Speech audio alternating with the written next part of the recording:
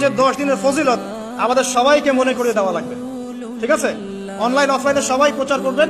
এই 10 দিন নেক আমলের জন্য একটা উৎসবের উপহার আল্লাহর পক্ষ থেকে। এই 10টা দিন যেন আমরা আল্লাহর পক্ষ থেকে এই উপহারকে কাজে লাগাই, বেশি বেশি নেক আমল করি, পরকালকে গুছিয়ে নেই।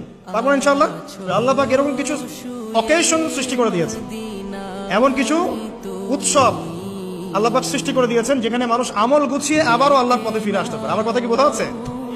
ঠিক এরকমই একটা উৎসব হচ্ছে, একটা অকেশন হচ্ছে আমলের উৎসব, সেটা হলো এই জিলহজ মাসের প্রথম 10 দিন।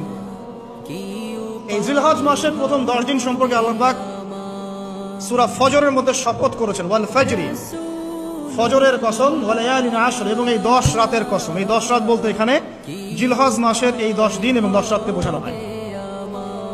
এর ফজিলত সম্পর্কে নবী সাল্লাল্লাহু আলাইহি ওয়াসাল্লাম একটা হাদিসে বলছেন, সহিহ বুখারীর হাদিস, আনাস রাদিয়াল্লাহু আনহু ইবনে আব্বাস রাদিয়াল্লাহু আনহুমা থেকে বর্ণিত, নবী করিম সাল্লাল্লাহু আলাইহি ওয়াসাল্লাম বলেছেন যে মা মিন আইয়ামিন আমালু সালিহু ফীহিন্না আহাব্বু ইলাল্লাহ মিন হাযিহিল আইয়ামিল আশরা।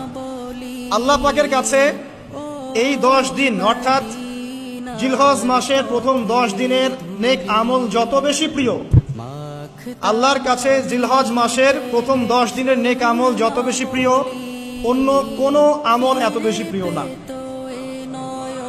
অন্য কোন আমল, এটা বুঝতে গিয়ে সাহাবায়ে কেরাম প্রশ্ন করছেন, ক্বালু, তারা বলছেন, ইয়া রাসূলুল্লাহ, হে আল্লাহর রাসূল, বলুন সাল্লাল্লাহু আলাইহি ওয়াসাল্লাম, ওয়ালাল জিহাদু ফি সাবিলিল্লাহ, আল্লাহর পথের জিহাদও কি নয়?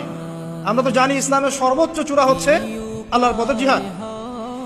তো নবী সাল্লাল্লাহু আলাইহি ওয়াসাল্লাম বলছেন, ওয়ালাল জিহাদু ফি সাবিলিল্লাহ, আল্লাহর পথের জিহাদও নয়, আল্লাহর পথের জিহাদও নয়, ইল্লা, তবে ওই ব্যক্তির কথা ভিন্ন, রাজুলুন খারাজা বিনাফসিহি ওয়া মালিহি ফালাম ইয়ারজি' মিন যালিকা বিশাই, কোন একজন ব্যক্তি যে তার জান এবং তার মাল নিয়ে আল্লাহর পথে বেরিয়ে গেছে, তারপরে কোনো কিছু নিয়ে সে ফিরে আসতে পারে নাই, মানে সে শহীদ হয়ে গেছে, এই ব্যক্তির কথা ভিন্ন। কিন্তু অন্য যে কোনো দিনের আমলের চাইতে এই 10 দিনের নেক আমল আল্লাহর কাছে সবচেয়ে বেশি প্রিয়। তাহলে আমরা বুঝতে পারলাম, আমরা যে 10 দিনে এখন বসবাস করছি, জিলহজ মাসের আজকে কয় তারিখ? 1 তারিখ। এই যে আল্লাহ পাক নিয়ামতের সাথে আমাদেরকে বাঁচিয়ে রেখেছেন, এই 10 দিন আমল করার সুযোগ দিয়েছেন, এই কৃতজ্ঞতা স্বীকার করে আমরা কিন্তু শেষ করতে পারবো না, পারবো না।